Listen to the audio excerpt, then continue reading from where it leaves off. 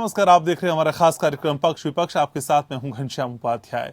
3 नए कृषि कानूनों के खिलाफ पिछले साल शुरू हुए किसान आंदोलन को आज 7 महीने पूरे हो गए। इस मौके पर किसानों ने आज देश भर में कृषि बचाओ लोकतंत्र बचाओ दिवस मनाया और अपनी मांगों को लेकर प्रदर्शन किया। किसानों ने गाजीपुर बॉर्डर पर ट्रैक्टर रैली निकाली। किसानों ने राज्य के राज्यपालों और केंद्र शासित प्रदेशों के उपराज्यपाल से मिलकर उन्हें ज्ञापन सौंपा।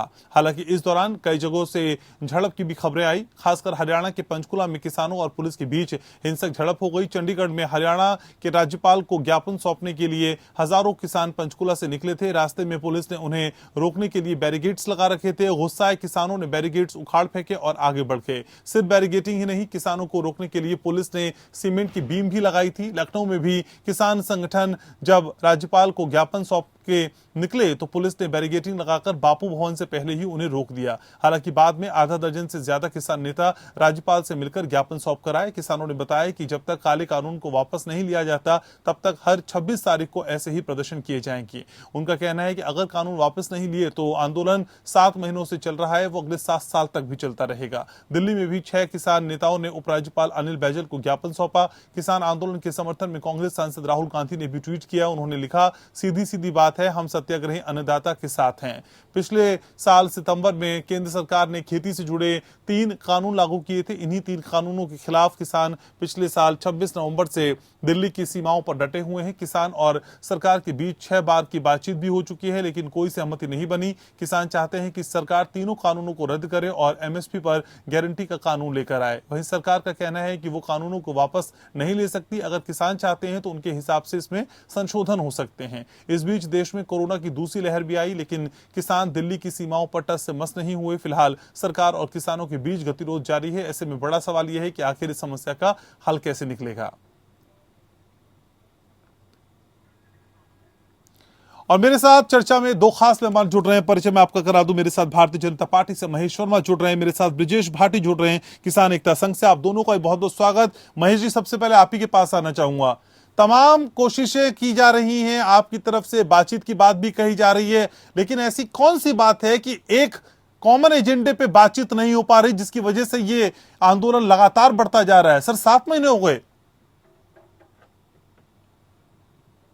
घनश्याम जी, मुझे आज का जैसे ये दृश्य दिखाई दिया उस पर तो यही लग रहा है कि ये लोग जो है किसान के हित में जो सरकार का फैसला है, जो एमएसपी को हमने 2 गुना करने का जो निर्णय कल मोदी सरकार ने लिया और जिसका फायदा करोड़ों किसानों को हुआ, क्या ये उसके खिलाफ प्रदर्शन है या फिर उसके खिलाफ प्रदर्शन है? ये सरकार जो है एमएसपी जो है लगातार बढ़ा रही है और जो सरकार का जो कमिटमेंट है किसानों को लेकर, कृषि उत्पादन को लेकर, उसके लिए जो कमिटमेंट है। और दूसरी बात कि सरकार ने जो स्पष्ट कर दिया था कि जो किसान बिल था, कृषि बिल था, उसको हम अगले 1.5 बरस तक लागू नहीं करेंगे। तो किसी तरह का संशोधन या कोई किसी तरह का विचार या सुझाव आता है तो निश्चित रूप से उसके ऊपर बात भी करेंगे। तो उसके तहत जो है सरकार ने उस कानून के तहत कोई काम ना करके जो एमएसपी है, जो इन लोगों की मांग है, जो इन लोगों का आंदोलन है, जिसके तहत ये बैठे हैं सड़कों पर, तो मुझे तो लग रहा है कि जिस तरह से ये आंदोलन कर रहे हैं, ये सिर्फ इसके लिए कर रहे हैं कि इनका जो मकसद है इनका, वो किसी तरह से उसमें ये कामयाब रहे।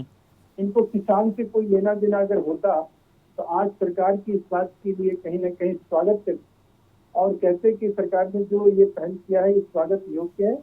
और महेश जी, आपको नहीं लगता कि आपकी बातें तो 7 महीने पुरानी हो गई हैं? असल में इन पुरानी बातों पे तो एतबार ही नहीं है। सर, कुछ नया सोचिए ना। अगर किसानों को कन्विंस करना है, पुरानी बातों से नहीं मानने वाले किसान, ये तो अब समझ जाइए आप।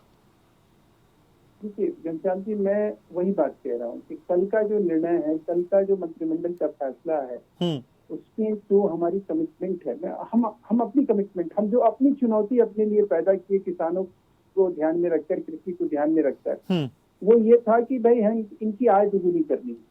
हमने एमएसपी में लगातार हम बढ़ोतरी कर रहे हैं। हम एमएसपी में लगातार जो है हर साल, इस साल भी हमने खरीफ फसलों में जो है 72 ₹72 से लेके ₹150 तक का हमने बढ़ोतरी की है। 55% से लेके 85% तक हमने बढ़ाया है। अब सवाल यह है कि आपका आंदोलन किस बात पे आपने खड़ा किया हुआ है, किस बात के लिए महेश जी लेकिन सवाल यही है आंदोलन का सर, मुद्दा क्या है? आपका आंदोलन का सर मुद्दा क्या सवाल है? यही है कि आपका ये चहुमुखी विकास का जो प्लान है ना सर, वो किसानों को नहीं चाहिए। किसान कह रहे हैं आप हमें हमारे हाल पे छोड़ दीजिए, इतनी मेहरबानी मत करिए, हमें ये जो विकास की परिभाषा आप समझा रहे हैं ये मत समझाइए। आप मेरे साथ रहिए सर, ब्रिजेश भाटी भी जुड़े हुए। ब्रिजेश जी, आखिर जो बातचीत का दौर बंद हुआ है, जो डेडलॉक है, जो दीवार ये दिखाई देती है सर, इस दीवार में सुलह का रास्ता, सुलह का दरवाजा खुलेगा कि नहीं खुलेगा, या फिर ये एकदम ऐसे ही चलता रहेगा, मोनोलॉग हो गया? श्याम भाई, आज चैनल के माध्यम से बता दूं, किसानों ने वार्ता के लिए कभी मना नहीं की है। जब भी सरकार ने बुलाया, 11 दौर की वार्ता हुई, संयुक्त मोर्चा इनके दरवाजे पे पहुंचा और इनसे वार्ता की, लेकिन उस वार्ता में किसान को गुमराह करने के सिवाय और कुछ भी नहीं था। और जब से इन्होंने मार्च से डेडलॉक जारी किया, उसके बाद हमने पत्र भी लिखा है कि भाई हम वार्ता के लिए तैयार हैं, लेकिन ये बुलाए तो सही, लेकिन इनकी मंशा ये नहीं है कि ये अन्नदाता को न्याय दे सके। पिछले 7 महीने से रोड पर पड़े हैं, 600 से ज्यादा शहादत हो गई, लेकिन इनके प्रधानमंत्री ने, मुख्यमंत्री ने, किसी भी मंत्री ने एक बार ये नहीं पूछा भाई जिस अन्नदाता की वजह से तुम सरकार में आज सत्ताधीश बड़े बैठे हो, ये वही अन्नदाता है जिसने तुम्हें वोट दिया था। इनके प्रधानमंत्री भाटी साहब, इनके प्रधानमंत्री, समझा नहीं सर इस बात को मैं आपके, इनके प्रधानमंत्री इनके ही हो गई ना, हमारा तो कुछ रहा नहीं। प्रधानमंत्री आपके नहीं है, कुछ भी हमारा कुछ रहा ही नहीं। अगर वो हमारे होते तो वे देखते कि भी अन्नदाता पिछले 7 महीने से पड़ा है। ये पीड़ा है हमारे अंदर की, जिसे मैं रो रहा हूँ आपके चैनल पे। ये हमारा दुख है। हमने ही वोट दिया था बीजेपी को जो सत्ता में आई थी। हमारी वोट से आज जो कांग्रेस इन कानूनों को ला रही थी, इन्हीं को लाने वाली कांग्रेस थी, लेकिन उनको बेदखल करके सत्ता में बीजेपी को बैठाया, जिससे किसान को ये था भी कि ये अच्छे लोग आएंगे तो हमारा कुछ भला करेंगे, लेकिन ये नहीं पता था ये किसानों की कब्र खोदने का काम करेंगे। इन्होंने अडानी अंबानी को फायदा पहुंचाने के लिए इस पूरे देश के 80 करोड़ किसानों की एहसान को दांव पर लगा दिया है।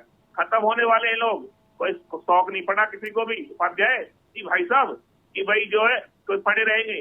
7 महीने हो गए, 600 साल, सारी बारिश, तूफान, ओले, सभी। भाटी साहब, तो ऐसे कोई प्रमाण आपके हाथ लग गए हैं सर, ऐसे कोई सबूत लग गए हैं जिसमें ये अडानी और आडवाणी और जितने भी नाम आप लेते रहते हैं सर, इनको फायदा पहुंचेगा?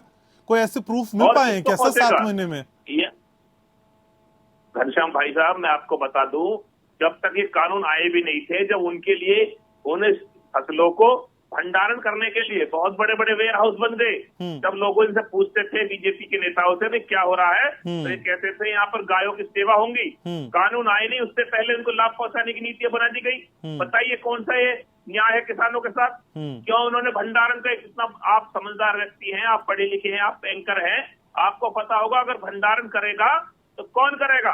किसान नहीं कर सकता, व्यापारी करेगा। एक तरफ से किसान को 6,000 रुपए साल के दे रहे हैं, जिसका डंका पीटते हैं, जबकि वो 20% लोग पहुंचती है कि हम 6,000 रुपए किसान को जीविका के लिए दे रहे हैं। एक तरफ ये भंडारण की खुली छूट दे रहे हैं। इससे बर्बाद कौन होगा बताइए? अगर कॉन्ट्रैक्ट फार्मिंग करेगा तो कौन बर्बाद होगा? ठीक है, ठीक है। इतनी बुरी स्थिति हो जाएगी, सबको पता है उपाध्याय जी की पीड़ा के साथ आज किसान 7 महीने से पड़ा है। ठीक है, और ये गुमराह करने का काम कर रहे हैं। ठीक है महेश जी, असल में ये जो विधेयक आप लेके आएंगे किसानों के जीवन में खुशहाली ले आएंगे, ये समझाएंगे कैसे? क्योंकि सर 7 महीने से यही टास्क है। अगर आपकी बात में दम है और आपकी बातों पे यकीन किया जाए तो सर किसानों को यकीन करवाइए ना सर। इतनी बड़ी तादाद में किसान बेवकूफ है क्या जो बॉर्डर पे इकट्ठा है अपनी मांगों को लेके? ना बारिश से डरा, ना धूप से डरा, ना ठंड से डरा, कोरोना तक उसे डरा नहीं पाया। सर कुछ तो सोचिए, ये देश का ही हिस्सा है ना। देखिए, ये जो जिनको आप किसान कह रहे हैं, ये कोई कांग्रेस नेता है, कोई कांग्रेस नेता है, कोई माओवादी नेता है। अच्छा, इनको अगर आप किसान नेता, किसान आपको माओवादी दिख रहे हैं? इनकी घनश्याम जी यही तो भाषा है, अन्नदाता को माओवादी अलगाववादी कहते हैं। ये सुनो, आपको लग रहा है, आपको लग रहा है इनकी मंशा है कानून वापस लेने की? आपकी इनकी आवाज से पता लग रहा है, इनके शब्दों से पता लग रहा है ये किस तरह से नवाजते हैं किसान को। सुन लिया आपने 1 मिनट में? ये चाहते हैं मैं बताता हूँ ना, सुनिए, तुम तानाशाह हो, तानाशाह की तरह राज करो। उसके बाद मैं बताता हूँ। ठीक है, ठीक है भाटी जी, एक बार सुन लेते फिर आपके पास आ जाऊंगा सर। कौन है? पूछिए, जाके एक बार कंफर्म कर लीजिए और इनको घनश्याम जी दिखा दीजिए वो खबर। जो दर्शन पाल जो हैं वो अपने आप को फख्र के साथ कहते हैं कि हम माओवादी नेता हैं। ये मैं नहीं कह रहा हूँ, ये मीडिया रिपोर्ट है। ये किसान है। अच्छा। ये किसान के नाम पर कलंक है। जिनको इतना मालूम नहीं है कि देश का संविधान ये नहीं मानेंगे, देश के कानून ये नहीं मानेंगे, देश के सरकार अगर कोई चीज बात कह रही है कि भाई हम कानून लेके नहीं आ रहे, जिस कानून को लागू करने का अभी विधि विधान संसद में पास नहीं किया, उस कानून के ऊपर ये इस तरह का हंगामा करना, इस तरह से कोहराम मचाना, इस तरह से लाल किले में घुस जाना, इसके नाम पर फंड इकट्ठा करना, कांग्रेस का इस तरह से समर्थन करना, जिस कांग्रेस ने ये कहा था अपने मैनिफेस्टो में कि भाई हम जो है प्राइवेटाइजेशन करेंगे, जिसके कांग्रेसी जो कांग्रेस शासित राज्य है वहां पे इस तरह की कोई भी चीज, ये सारी चीजें जिसकी ये मांग कर रहे हैं वो ऑलरेडी वहां पे वो लोग लागू कर चुके हैं। पंजाब में प्राइवेटाइजेशन लागू हो चुका है, राजस्थान में जो है एमएसपी लागू नहीं है, तो वो चीज नहीं है। सवाल ये है कि आप जो है पिक एंड चूज की ये पॉलिसी, ये जो आंदोलन के नाम पर जो आप गुमराह कर रहे हैं देश को, मैं क्यों कहा कि किसान के नाम पर कलंक इसलिए है कि कल 120 लाख, ये 7 महीने में किसानों को इन्होंने कुछ नहीं दिया, लेकिन हम कह सकते हैं कि 120 लाख किसान को लाभ पहुंचा है, और वो भी डीबीटी के तहत उनको डायरेक्ट फंड दिया गया है, डायरेक्ट पैसा दिया गया है। महेश जी, जिस कानून को, महेश जी, अगर ये लोग अलगाववादी हैं, माओवादी हैं, किसानों के नाम पे कलंक हैं, तो फिर इनसे बातचीत की बात क्यों कहते रहते हैं बार बार? आपके कृषि मंत्री फिर कह रहे हैं कि बातचीत करेंगे, तो छोड़ दीजिए ना, इन लोगों से बात क्यों करना चाहते हैं फिर आप? हम कब कह रहे हैं कि हम किसी चीज के लिए जो ये इस तरह की किसान को गुमराह करने की बात है, जो रोड़ा अटकाने की विकास की बात है, ये जो रोड़े अटकाने वाले लोग हैं, भटकाने वाले लोग हैं, इनके साथ कॉम्प्रिहेंसिव ये लोकतंत्र में बातचीत ही होती है। बातचीत के संवाद के जरिए ही कोई कंफ्यूजन दूर होता है। आज जो इनके मन में, ये जो किसानों के मन में एक भ्रम पैदा करते हैं, इस भ्रम को तोड़ने का एक ही रास्ता है, और वो ये है कि हम किसानों के लिए काम करें, हम इनके साथ संवाद करें। तो महेश जी, तो कौन सी ऐसी मजबूरी है कि आप इन लोगों को बॉर्डर से हटा नहीं पा रहे? अगर आपको ये लग रहा है ये अराजक तत्व हैं, ये माओवादी हैं, ये अलगाववादी हैं, तो इनको उठाने की कुव्वत आप में क्यों नहीं है फिर? हमने आपको अलगाव, घनश्याम जी आप करेक्ट कर लीजिए अपने आप को, मैंने अलगाववादी नहीं कहा, मैंने कहा माओवादी। माओवादी जो है दर्शनपाल सिंह, ये मीडिया रिपोर्ट है, उन्होंने खुद अपने आप को कहा कि मैं ठीक है सर, माओवादी सही, किसान के नाम पे कलंक तो आपने कहा ना सर इनको, किसानों के नाम पे कलंक तो आपने कहा ना। आप मुझे बताओ, राकेश टिकैत कांग्रेस के टिकट पे चुनाव लड़े हैं या नहीं लड़े हैं? मैं आपसे ये पूछता हूँ। हनान मुल्ला कौन है? ज्ञान नहीं है। दर्शनपाल क्या है? ये कौन से नेता है? ठीक है, भाटी साहब काउंटर करना चाह रहे हैं। ठीक है, मैं आपसे पूछना चाह रहा हूँ, जिन किसानों की चर्चा हो रही है, जो किसानों की बात हो रही है, यहाँ पे कितनी संख्या है? 140 लाख किसानों को फायदा हुआ है पिछले 7 महीने में। कोई किसान क्या किसी राजनीतिक पार्टी का हिस्सा नहीं हो सकता, और राजनीतिक पार्टी का हिस्सा होने के बाद क्या वो किसान नहीं रहता? ये भी एक बड़ा सवाल है। भाटी साहब प्लीज रिस्पॉन्ड करिए। आ रहा हूँ महेश जी, बस सुन लीजिए सर, सुन लीजिए। ठीक है भाटी साहब, मतलब किसान के लिए कुछ करिए। ठीक है, मैं इनके किसान के हंगामा करने के लिए किसान ठीक है, मैं घनश्याम भाई अपनी बात को पूरा कर दूं। कहिए। जो अभी भाई साहब वर्मा जी कह रहे थे कि भाई ये किसान नहीं आतंकवादी, पहले तो मैं क्लियर कर दूं कि हाँ, अगर हम आतंकवादी हैं, खालिस्तानी हैं, माओवादी सर, माओवादी, आतंकवादी नहीं कहा, आतंकवादी नहीं कहा सर, सिर्फ माओवादी। सुनिए मेरी बात। और अगर इस चीज का पुष्टि सुप्रीम कोर्ट कर चुका है कि भाई ये किसान है जो धरने बैठे हुए हैं, ये बात स्पष्ट होती है, आप इसकी कोई सफाई देने वाले नहीं हो, ना आपकी कोई मानने वाला। और रही बात इस आंदोलन की, सुप्रीम कोर्ट को गलत कोर्ट कर रहे हो। सुनिए मेरी बात, मैं आपके बीच में नहीं बोला, आप चुप रहिए प्लीज, मेरी बात सुन लीजिए। मैं आपको बता दूं कि ये आंदोलन 1947 के बाद इतना बड़ा आंदोलन जो हुआ है, पहला आंदोलन है किसानों का, और ये जब तक चलेगा जब तक एमएसपी पर कानून नहीं बनेगा और काले कानून वापस नहीं होंगे। और जो आप गिनवा रहे हैं, मैं बता दूं, आप जितनी चीजें गिनवा रहे थे, मैं सब बातों को दरकिनार करते आपसे ये कहूंगा, आप सत्ता के प्रवक्ता है बीजेपी के, तो किसानों का जो गन्ने का बकाया उसे दे दिला दीजिए हमें, आप खाली उसे दिवा दीजिए। ये बहुत मैं क्लियर करूंगा। आ रहा हूँ महेश जी, आप ही के पास आ रहा हूँ, एक मिनट। आप अभिनंदन करेंगे, आप स्वागत करके यहाँ से जाएंगे भाटी जी मेरा। आप बात कर रहे हैं, क्या आपको पता नहीं थी जिस समय कानून आए तो कौन सा समय चल रहा था? उस समय कोरोना का समय था, हर व्यक्ति अपने घर में छुपा हुआ था। जब आपको क्या जल्दी थी ऐसी? अगर हम आपसे मांग नहीं कर रहे कि हमें कानून नहीं चाहिए, तो आप जबरन किसान को थोप रहे हैं कि नहीं भाई हमें तुम्हारा भलाई करना है, हमें नहीं करवाना अपना भला।